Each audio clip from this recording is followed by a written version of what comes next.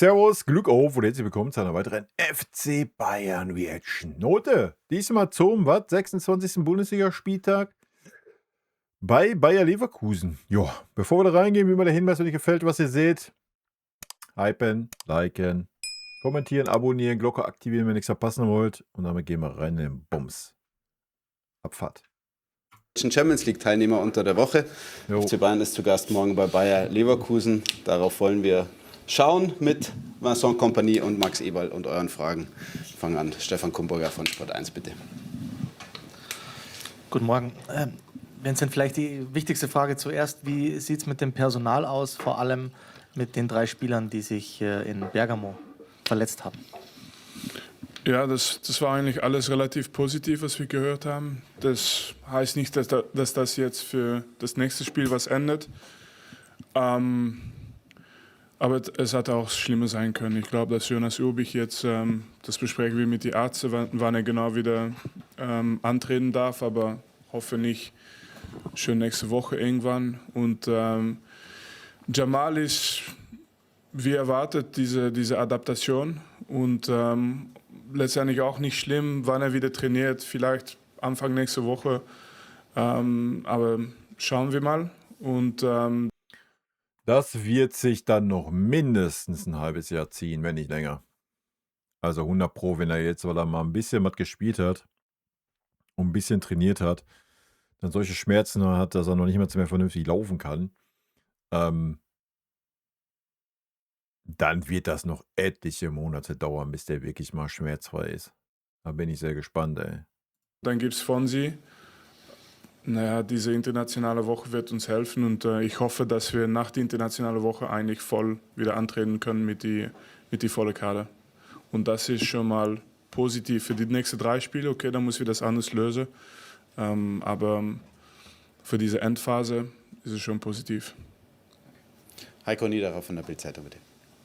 Ich habe dazu nochmal eine Nachfrage. Wir haben ja oft hier gesessen in dem Kreis und haben über die Rückkehrer und Verletzten gesprochen. Und es war immer das Thema, geht man das Risiko nicht? In welchem Spiel geht man das Risiko? Würden Sie im Nachhinein sagen, dass es bei einigen vielleicht zu früh war im Nachhinein, dass man sagt, gerade weil zum Beispiel bei Manuel Neuer und bei Davis quasi die gleiche Verletzung ist, die wieder aufgebrochen ist? Oder war das Go der Ärzte da, alles war top und man konnte nichts anderes machen? Wie sehen Sie das? Naja, Manu Neuer, man muss ein bisschen die Kontext kennen natürlich. Manu Neuer war für das Dortmund-Spiel schon fit. Und da haben sie gesagt, das letzte Spiel für Dortmund, wo noch die Möglichkeit ist, das große Spiel, der Klassiker. Und trotzdem haben wir noch eine Woche extra genützt, obwohl Manu wahrscheinlich in dieses Spiel schon spielen wollte. Und dann hatte... Naja, ganz ehrlich, Manu ist 39 oder fast 40, Alter. Ja, sorry, das sagen zu müssen. Da braucht der Körper halt einfach mal ein bisschen länger. So. Und wenn er das nicht einsieht, dann passiert das, was jetzt passiert ist, und gut. Ja. Steht er in 2 Wochen wieder im Tor, dann passiert der Bums wieder. Ganz einfache Kiste. Ja. Man braucht halt einfach länger, wenn man ein gewisses Alter hat. Erst recht, wenn wir dann auch über Leistungssport reden, wo der Körper ja eh geschundet ist über die Jahre. Jeder, der alt wird, weiß das. Es dauert halt einfach alles ein bisschen länger, wenn man irgendwelche Wehwehchen hat. Ja. Und das ist bei Leistungssport dann auch nicht anders. Ja. Ganz einfache Kiste. eine volle Trainingswoche gemacht und wieder ohne Druck einfach gespürt, das ist Moment jetzt, weil er wollte schon gegen Dortmund spielen eine Woche früher. Und deswegen würde ich sagen, wir haben immer eigentlich grundsätzlich eine Woche später angefangen mit unseren Jungs, weil wir diese Zeitdruck nicht haben im Moment, weil die Mannschaft das auch immer ohne die verletzten Spieler gelöst hat bis jetzt, haben wir auch kein Gefühl, dass wir da unnötig Druck machen wollen. Nö, das ist auch richtig. Dann gibt es das Menschliche, es ist ein menschlicher Körper und ja, das gefährlichste Moment ist immer, wenn man gerade zurückkommt aus einer Verletzung. Und das weiß ich leider sehr, sehr gut, weil ich das meine ganze Karriere hatte. Man kann so professionell sein, wie man will und die ganzen Entscheidungen treffen, die konservativ sind. Aber man muss auch Respekt haben dafür, dass sein Körper nicht immer reagieren wird, wie wir das wollen. Ja. Grundsätzlich nochmals, Es sind keine schlimmen langfristige Verletzungen. Es ist nur natürlich für die Jungs ein bisschen frustrierend, weil die möchte gerne dabei sein. Ja, dann müssen sie den Scheiß halt mal ein bisschen länger auskurieren lassen und ja, weiß ich nicht. Da muss man eh mal hinkommen wieder, glaube ich, oder? Ich meine, das ist ja gut und schön, die dann immer da wieder schnell einzubinden. Ich meine, der lässt sich ja schon eine Woche länger Zeit, hat er jetzt nochmal ausgiebig erklärt. Und wir haben ja halt auch keinen Druck. Ähm, ist halt die Frage, wie viel Druck hat die medizinische Abteilung so? Ja. Ich meine, wir haben nicht nur einen Entscheidungsträger im Verein. Ja, ist natürlich schwierig, das aus der Ferne irgendwie zu beurteilen. Aber das ist ja die Frage, wie viel Druck hat die medizinische Abteilung? Ja, oder kann die medizinische Abteilung sich rausnehmen und sagen, nee, pass mal auf, auch wenn der jetzt schon wieder laufen kann und mittrainieren kann, ähm, lass den mal 2 Tage und dann macht er nochmal 2 Tage Pause und dann gucken wir erstmal, ob Reaktion kommt oder nicht. I don't know. Ich weiß ja nicht. Schwierig, wie gesagt, aus der Ferne. Vini will ich da jetzt gar keinen Vorwurf machen. Ich glaube, das sieht man ja auch. Ja, wie er mit den Spielern gerade nach Verletzungen umgeht. Sieht man jetzt auch mit Harry Kane und so weiter. Hätte man ja auch sagen können, komm, jetzt Champions League Achtelfinale Hinspiel, komm, wir brauchen dich. Ja, ja. Sieht man ja, dass er da vernünftig mit umgeht. Also. Schwieriges Thema, vielleicht war es einfach aber nur Pech. Ja, vielleicht haben wir einfach die Scheiße am Fuß, es ist Pech, so. Aber gerade wenn du auch Alphonso Davies, Jamal Musiala, die so lange raus waren, so lange gar nichts gemacht haben, man sagt das nicht umsonst, ne, dass man so lange braucht, um wieder richtig an sein Level zu kommen, solange die Verletzung gedauert hat. So, das sagt man nicht umsonst. Ja. Und Manuel Neuer ist sowieso, ja, sorry, da brauchen wir nicht weiterreden. Wir reden über einen 40-jährigen Fußballer, bald 40-jährigen Fußballer auf super hohem Niveau, dass der Körper da, der 25 Jahre oder was, diesen Sport auf hohem Niveau ausübt, dass der Körper dann irgendwann Tribut zollt, das ist halt auch normal, ja. Und dann hast du halt, wenn du so ein Wehwehchen hast und einen Tacken zu früh anfängst, kriegst du das Wehwehchen halt wieder. So, ja. Das muss man jetzt wahrscheinlich auch nicht größer machen, das Thema, als es ist und gut ist. Klaus Bergmann von der dpa, bitte.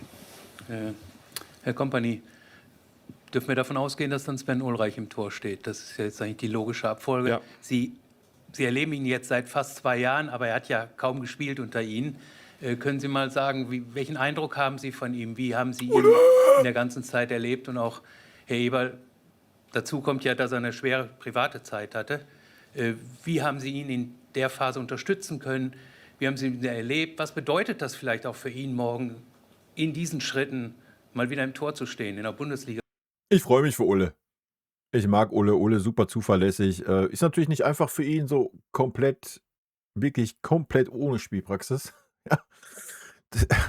Wir wissen, dass Ulle da auch immer ein bisschen Probleme hatte in der Vergangenheit. Aber ansonsten ist Ulle natürlich ein grundsolider Torwart. Also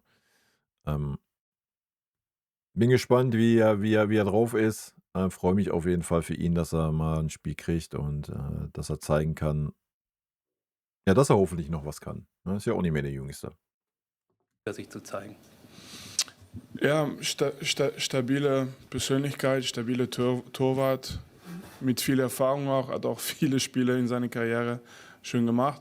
Aber bei uns ist es auch so, und das Gleiche war auch für Urbich, also es ist nicht, weil jemand jetzt morgen seine Chance bekommt, dass auf einmal die Druck erhöht oder dass die Fokus auf Ulle ist überhaupt nicht. Ja, das wäre ja auch eine Phase. Wir haben viele Jungs mit Talent, Qualität. Ulle hat es immer richtig gemacht im Training. Jetzt soll er genau das zeigen im Spiel, aber es geht jetzt nicht über Ulle morgen, es geht über die Mannschaftsleistung und dann, ja, wie immer, wir haben voller Vertrauen in unsere Jungs und wir haben schon mit Ulle im Tor Spiele gewonnen und das wollen wir wieder machen morgen. Ja, und Sven als Persönlichkeit ist einfach eine große Persönlichkeit. Er ist schon sehr, sehr lange beim FC Bayern. Er kennt die Rolle als Nummer 2. Er kennt die Rolle des Einspringens, wenn eben jemand verletzt war. Jetzt hat er auch wirklich klaglos die Rolle angenommen, dass eben mit Jonas ein neuer zweiter Torwart hinzugekommen ist. Ich höre aber immer aus der Torwartgruppe, wie großartig die drei miteinander harmonieren, wie großartig die miteinander trainieren und sich fordern und fördern gegenseitig. Ja, komm, das ist aber auch klar. Uli ist doch auch, was ist der? Ist der ein Jahr jünger wie Manu oder was? So, geht er auch in diese Richtung irgendwie, ne? Ich müsste jetzt nachgucken, weiß ich nicht genau. Dass da auch nicht mehr die Ambitionen da sind, zu sagen, ey, ich muss jetzt hier noch unbedingt die Nummer 1 sein, ist doch auch klar. Er wird ganz gutes Geld bei uns bekommen, jetzt wahrscheinlich auch nicht super viel, aber er wird gutes Geld bekommen. Ähm, Er hat die Chance, noch ein paar Titel mitzunehmen, wenn auch nicht als Aktiver oder als, ja, nicht als Aktiver, ist ja falsch, nicht als Nummer 1. Ähm, und das ist doch fein, wenn du im Herbst deiner Karriere bist, denke ich. Und dass so ein Moment kommen kann, wünscht sich keiner, aber jetzt ist es so. Und wir haben das, was Vini sagt, nicht einmal gezuckt oder Aber dafür ist Ulle ja auch da die Nummer 3, ja. Genau für solche Fälle. Also, sonst könntest du den ganzen Bums ja sparen. Ja, dann brauchst du ja keinen dritten Torwart. Also, genau dafür ist er ja da. Und ich denke, für einen dritten Torwart ist Ulle immer von der Qualität her immer noch ausreichend. Aber das werden wir hoffentlich morgen sehen. dann steht der Ulle im Tor. Ich glaube, das letzte Mal vor 1,5 Jahren in Bremen. Ich erinnere mich, das war mein Geburtstag, haben wir 5-0 gewonnen. Also, wir wissen von seiner Qualität, wir wissen, dass er da genau für diesen Moment da ist. Und das andere, er hat eine schwere Zeit gehabt, wir als Verein haben geholfen, wo wir geholfen haben. Das hat verbunden zu der Zeit, die er vorher schon sehr erfolgreich beim FC Bayern hatte. Und deswegen, das, was Vini sagt, nicht eine Sekunde, sondern dann steht Sven im Tor und wir wissen, dass er es genauso gut machen wird wie die anderen beiden. Nächste Frage, Torben Hoffmann von Sky Sport News, bitte. Vinny, blicken wir auf den Gegner, trefft auf Leverkusen. Wie siehst du den kommenden Gegner? Haben, meine ich, auch taktisch ein bisschen umgestellt auf so ein 4-2-2-2. Macht das für euch die Herangehensweise schwieriger? Was ist das für ein Spiel, was wir erwarten können?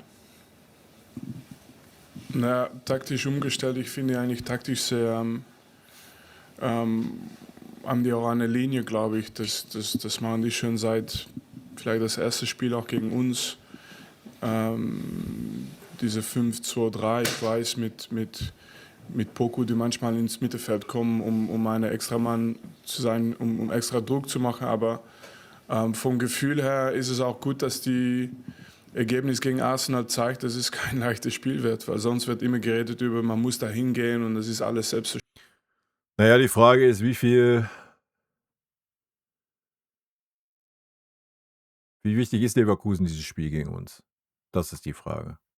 Ja, oder ob die vollen Fokus auf Arsenal nehmen und vielleicht den einen oder anderen schonen, was ja, ich meine, die haben 1-1 gespielt, da ist alles drin im Rückspiel. Klar, wenn man auf die Tabelle schaut, braucht Leverkusen natürlich auch Punkte, wenn sie wieder in die Champions League wollen. Das ist auch außer Frage, aber die Frage ist, holt man die Punkte gegen Bayern und geht da all in? Ich bin sehr gespannt. Aber Sie haben gesehen, die waren schwierig zu knacken, sagt man das so deutsch? Ja, die vielleicht hätte die sogar mehr verdient in dieses Spiel und das ist für mich eigentlich perfekt, weil dann weiß die Mannschaft genau, dass wenn Arsenal Schwierigkeiten hat da, dann weiß Bayern auch, dass wir da nicht einfach es muss auch ein bisschen Gift sein in unserer Leistung da morgen, wenn wir da was holen wollen.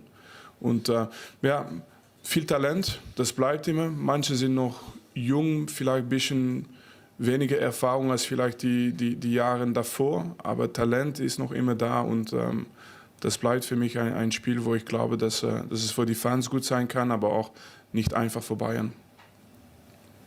Vincent Schipke von Merkur TZ, bitte. Chipka. Hallo zusammen, einmal eine Frage an Westphal Company.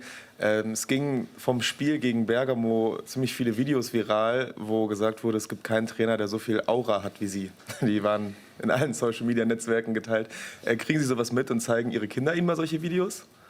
Nein, ich versuche eigentlich, wenn du das nicht jetzt heute sagst, dann bekomme ich das nicht mit. Und ich versuche auch alles dafür zu tun, dass ich das nicht mitbekomme. Aber nein, keine Ahnung, was gesagt wird. Aber Vernünftig, Vinny. es gibt nur einen Mr. Aura und das ist der Rodist, das wissen Sie. dann nochmal Stefan Kumberger von Sport 1, bitte. Vincent, Michael Olise wird gesperrt sein gegen Bergamo.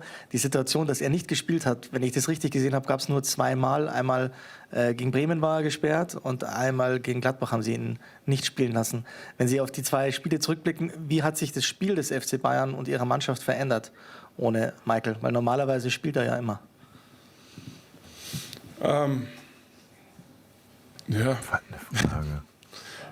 Ja, man kann das natürlich nicht so kurz erzählen. Also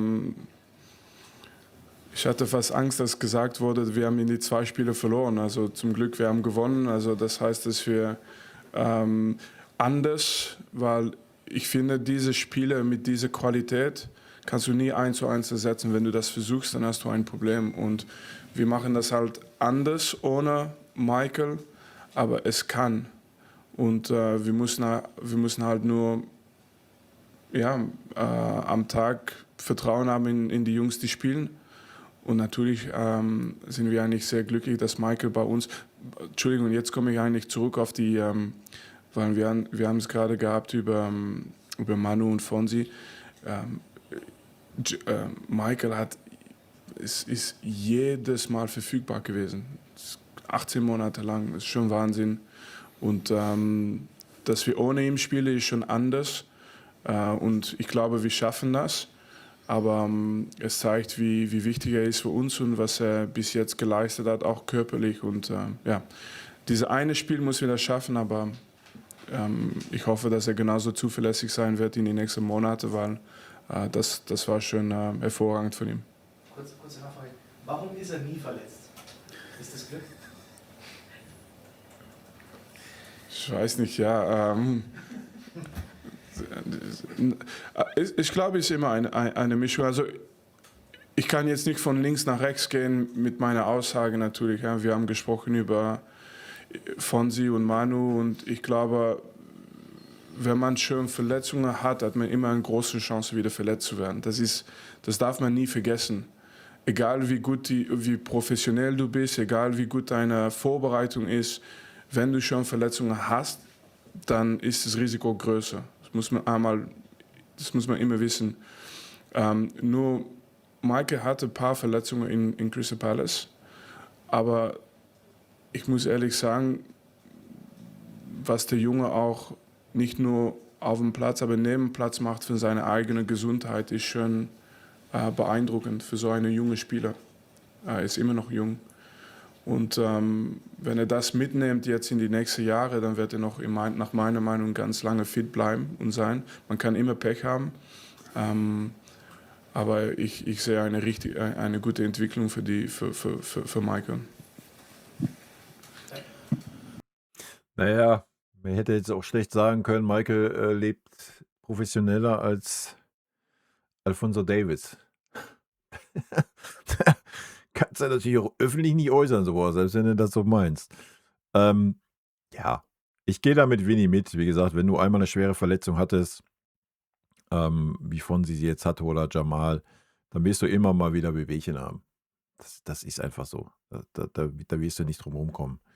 Ja, und bei Olise, hier klopfen wir mal gleich auf Holz, wollen wir mal hoffen, dass er von irgendwas Größerem verschont bleibt und er weiterhin fit bleibt, ja. Johannes Berner von der Bild-Zeitung, bitte. Herr Kompany, für Josip Stanisic dürfte es morgen auch ein besonderes Spiel werden. Der war ja 23, 24 ausgeliehen nach Leverkusen, kehrt jetzt wieder zurück, hat gegen Atalanta Bergamo getroffen, kann oft rechts oder links spielen. Was macht ihn auf und neben dem Platz so besonders und wie erleben Sie ihn momentan? Ja, Maschine ist auch kein unwichtiges Spiel für Jonathan Tah natürlich. Aber das war noch nicht so lange her. Ich glaube, Ivica Olic war hier, kroatischer Assistent und auch jetzt U21-Nationaltrainer von Kroatien. Und wir haben uns ein bisschen ausgetauscht über Stani und der meinte, dass es so unglaublich war für Kroatien, dass die da einen Außenverteidiger hatten von dieser Qualität, der aber auch links und rechts spielen kann. Und das ist, glaube ich, Stani, der spielt nicht nur gut als Außenverteidiger, aber auch als Innenverteidiger, finde ich. Aber das hat viel zu tun mit seiner Spielintelligenz. Einer hat irgendwann gefragt, ja, was ist mit der Geschwindigkeit von Stani? Und das ist auch Stani. Der ist eigentlich richtig schnell, aber viele Leute sehen das nicht. Und der hat sich, glaube ich, gut entwickelt. Das ist so, man vergisst manchmal, man will immer, dass die Bayern-Talente sofort da sein. Aber Stani hat ein bisschen Zeit gebraucht, jetzt ist er da und es ist einer von uns. Und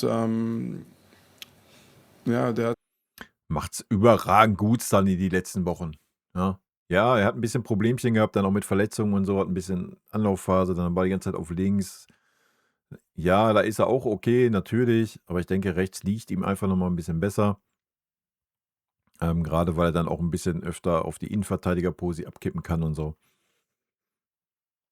Und Stani, wie gesagt, die letzten Wochen ist ja super wichtig für unser Spiel. Nicht nur defensiv, ja, auch in der Spielgestaltung. hat sich in eine wichtige Rolle gespielt dieses Jahr für uns, ja. Ja, sehe ich genauso. Klaus Bergmann nochmal bitte. In Bergamo hieß es, im Notfall hätte Harry Kane spielen können. Jetzt ist ja auch morgen nicht unbedingt der Notfall angesagt, weil bei 11 Punkten Vorsprung. Wird er trotzdem spielen morgen wieder? Kann sein, ja. Wir besprechen das nochmal und ich möchte gerne aber zumindest hat er eine volle Trainingswoche gehabt jetzt. Und das war natürlich noch nicht der Fall bevor Atalanta. Noch so ein Fall, wo wir kein Risiko genommen haben. Ja, aber ich hab vorhin auch schon letztendlich, es muss auch natürlich so sein, wir dürfen keine Spannung verlieren. Oder? Ja, das ist ja auch, was ich sagte. Ne? Das habe ich ja im letzten Video, von den letzten Video habe ich das ja auch gesagt. Weil ja der eine oder andere auch da war, ja, Michael jetzt am besten schon. Ja, du kannst ja jetzt auch keinen Spieler 14 Tage rausnehmen und dann, ja, wie er sagt, du brauchst ja einen gewissen Spielrhythmus, eine gewisse Anspannung. Ja? Und da bin ich voll bei ihm, das sehe ich ganz genauso. Ja, es ist völlig okay, wenn du einen Spieler mal ein Spiel rausnimmst, aber du kannst jetzt nicht sagen, komm, mach mal 3 Spiele Pause. Klar, wenn der körperlich nicht da ist, dann kannst du das natürlich machen. Aber wenn ein Spieler körperlich da ist, kannst du jetzt nicht sagen, komm, ich gehe jetzt kein Risiko, ich lasse dich die nächsten 3 Spiele draußen und dann bist du aber da. Ja, also das funzt halt auch nicht. Es bleibt Leistungssport, das gehört dazu. Wenn Signal ist mit Erfahrung von Harry und alles, wenn Signal ist, der kann, ja, dann spielt er auch. Aber Tipptopp. wir versuchen noch erstmal alle Informationen zu bekommen, bis wir zu diesem Punkt kommen für diese Entscheidung. Mal wieder bei Heiko Niederer, bitte. Ich weiß, ihr habt natürlich noch ein Rückspiel. Trotzdem werden auch Sie wahrscheinlich sehr interessiert am Mittwoch das Spiel zwischen Manchester City und Real Madrid verfolgt haben. Mich würde interessieren, wie verfolgen Sie das? Sind Sie da noch ein bisschen Manchester City-Fan oder guckt man das rein als Trainer und sagt, okay, nächster Gegner, wer passt besser zu uns? Wie haben Sie das Spiel gesehen? Und wie würden Sie generell eigentlich ein Duell mit Pep Guardiola sehen? Ja, wird's ja nicht Will geben. man das oder will man das lieber nicht, weil man weiß, da kommen die ganzen Vergleiche und Klar, ist noch nicht durch. Ja, 3-0 hat Real gewonnen. Man kann City natürlich, wenn die einen guten Tag haben und Real einen schlechten Tag natürlich auch zutrauen, da mit 3 Toren Unterschied irgendwas zu reißen. Aber ich sag mal so, Real ist so eine abgewichste Mannschaft, die sich auch nicht zu schade ist, einfach mal auf Ergebnis zu gehen. Von daher, ich persönlich glaube da nicht dran. Also unser nächster Gegner wird Real Madrid heißen. Wie so oft. Lehrer, Schüler und so weiter. Nein, ich habe Fußball mit meinen Söhnen geschaut und die haben mich gebeten, um Konferenz anzuschauen. Und es gab viele Tore. Das heißt, ich habe die Erfolge von Bodo Glimt gesehen, ich habe die Erfolge von PSG gesehen und natürlich auch Real Madrid. Und ich mache mir noch soweit nicht viele Gedanken.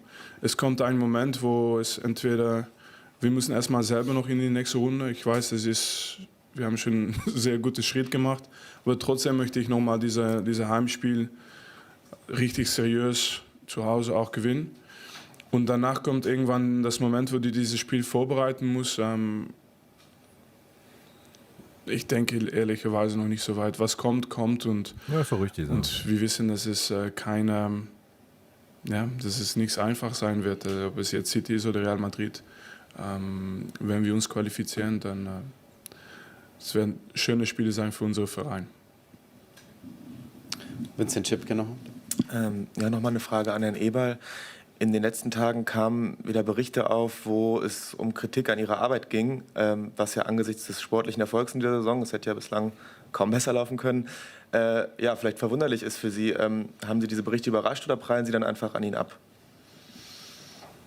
Ehrlicherweise prallen sie an mir ab, weil ich glaube, seitdem ich beim FC Bayern bin, habe ich mit Kritik zu kämpfen, in welcher Form auch immer, unterschiedlichster Art und Weise. Und ich habe immer gesagt, ich fokussiere mich auf das, was ich beeinflussen kann. Das ist meine Arbeit, das ist unsere Arbeit. Und ich glaube, wir stehen nicht so schlecht da. Ich glaube, wir haben eine Mannschaft, die Spaß macht, wo man gerne zuschaut. Wir haben Naja, ich weiß natürlich auch nicht, woher die Dingens kommen. Wir haben da ja, weiß ich nicht, vor 2, 3 Wochen mal im Stream ein bisschen drüber geredet. Man muss halt auch nicht alles schön reden, was Max Eberl macht. So, ja, er macht einen ordentlichen Job, finde ich. Auch Kaderzusammenstellung, die mit Sicherheit auch ein Teil in seinem Aufgabenbereich fällt. Ja, alles gut, brauchen wir nicht drüber reden. Aber es fallen natürlich auch Vertragsverlängerungen à la Upamecano, à la Alphonso Davies, à la Jamal Musiala in seiner Verantwortung, wo man den Spielern übermäßig viel Geld in den Rachen geworfen hat. Das muss man halt auch mal klipp und klar sagen. Ja. Und auch die Geschichte jetzt mit Conny Leimer und so, das fällt halt alles auch in seinen Aufgabenbereich und da macht er keinen guten Job. So, das muss man fairerweise auch mal sagen. Ja, da macht er keinen guten Job. Ob das jetzt an ihm nur liegt oder ob er da gebremst ist oder was auch immer durch den Aufsichtsrat oder sonst was, das kann ich nicht beurteilen. Ja. Kann ja auch sein, dass Eber sagt, ey, ich wollte Opa nur 15 geben. Der Aufsichtsrat hat dann gesagt, komm, verlängere unbedingt und wenn es 20 sind, dann mach für 20. Kann ja sein. So, das wissen wir ja nicht von außen betrachtet, ja. Aber wenn man sich so die nackten Zahlen anguckt, die letzten Vertragsverlängerungen, ja, sorry, da muss ich sagen, auch Serge Gnabry, auch wenn er jetzt ein überragendes Spiel gemacht hat, auch das ist eine Vertragsverlängerung, die in einem Maße da stattfindet, was absolut nicht gerechtfertigt ist. Ja. Und da muss man sich dann halt auch nicht wundern, wenn man sich Kritik gefallen lassen muss. Ja, weil das ist keine gute Arbeit, meiner Meinung nach. Ja. Aber das haben wir ausgiebig besprochen, das ist jetzt einfach nur kurz zusammengefasst. Ne? Sonst wird das Video hier wieder eine never-ending Story. die Möglichkeit, sehr viel zu erreichen dieses Jahr. Und das ist das im Grunde, wofür ich auch hier eingestellt bin. Also ich bin eingestellt, um das ein Stück weit zu gewährleisten und das andere drumherum, was ich nicht beeinflussen kann, das versuche ich wirklich von mir wegzuschieben, weil Ich lasse die Aussage mal stehen, ohne da jetzt was. es macht keinen Sinn. Es spornt an, einfach zu zeigen, dass meine Arbeit, die wir tun, die ich mache, einfach ein Stück weit eben auch Früchte trägt. Das, was wir uns vorgenommen haben, Kadergröße, Kaderstruktur, Campus, finanziell, alles auf dem richtigen Weg ist und dementsprechend ist das, was für mich zählt. Dann nochmal Torben Hoffmann, bitte. Benni, das hattest du vorhin noch ein bisschen offen gelassen, als wir über alle Verletzten gesprochen haben. Bei Davis hast du gesagt, nach der Länderspielpause. Ist das auch der ähnliche Plan mit Manu jetzt eben, weil es die Wade wieder ist, dass man bei ihm auch bis nach der Länderspielpause wartet? Ja, wahrscheinlich. Ja. Und ja. Ja, die Frage war gut eingeleitet und dann kann ich nicht viel dazu sagen. Wunderbar, machen wir es kurz. Es gibt keine Dann weiteren Fragen Feierabend. mehr. Guter Abschluss, sehen uns morgen. Vielen Dank fürs Kommen. Vielen Dank fürs Kommen, Leute. Ja, das war's. Wissen wir ja auf jeden Fall einen Fahrplan bei Davies und bei Neuer und Musiala. Bin ich gespannt, ob wir ihn vor der Länderspielpause nochmal sehen. I don't know, we will see. Ich denke, wir werden auch ohne diese Spieler klarkommen und unsere Ergebnisse einfahren. Ja, ansonsten, rot-weiße Grüße gehen raus. Vielen lieben Dank für euren Support hier auf dem Kanal. Haut rein, bis dann. Schönes Wochenende. Tschüssi. Vielen lieben Dank für euren Support hier auf dem Kanal. Und in diesem Sinne, gute Freunde kann niemand trennen.